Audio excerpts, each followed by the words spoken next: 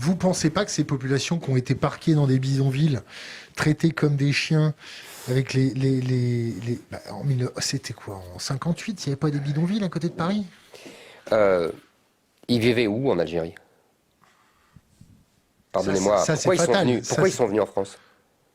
Pourquoi ils sont venus en France? Oui, pour gagner plus. Donc on les a traités comme des chiens, en leur donnant plus d'argent que chez eux. C'est ça que vous appelez traiter comme des chiens. On leur a donné du boulot. Ensuite, on a fait venir leurs femmes, leurs enfants. On avait sauvé leurs enfants, parce que c'est la médecine française qui sauvait leurs enfants. Je vous rappelle que moi, mes ancêtres étaient en Algérie, et on mourait du choléra et du typhus comme pas un. Hein. Ça tombait comme des mouches. C'était ça l'Algérie. C'était un cloaque. C'était des marais incessants, et la France a assaini tout cela.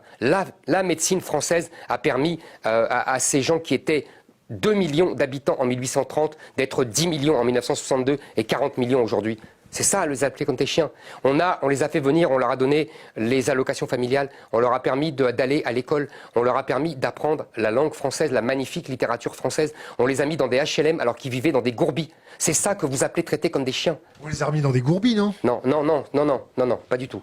Les HLM ont été transformés par des gourbis par la population elle-même. Quand il y a une population autre, les HLM sont impeccables. Et il n'y a pas de dégradation et il n'y a pas de vol. Bon, alors arrêtez avec ça. On ne les a pas maltraités du tout. D'ailleurs, je discute avec beaucoup de Maghrébins, en particulier les Kabyles, qui le savent très bien. La France a été bonne fille et bonne mère et très généreuse. Et on ne les a pas parqués. On les a mis dans des HLM où nous étions, nous, les pieds noirs. Simplement, ce sont eux qui ont chassé les autres. Ils ont chassé les autres parce qu'ils ont été... D'abord, ils ont imposé leur mode de vie, comme là-bas, et en plus, il y a eu des bandes maghrébines qui ont commencé à faire la loi, à voler on disait à l'époque, les autoradios. C'était le vol des autoradios. Ça a commencé comme ça, dans fin des années 70. Donc, moi, j'avais toute ma famille dans les banlieues. Je sais exactement ce qui s'est passé. Je l'ai vu. Hein. Donc, ne me racontez pas d'histoire.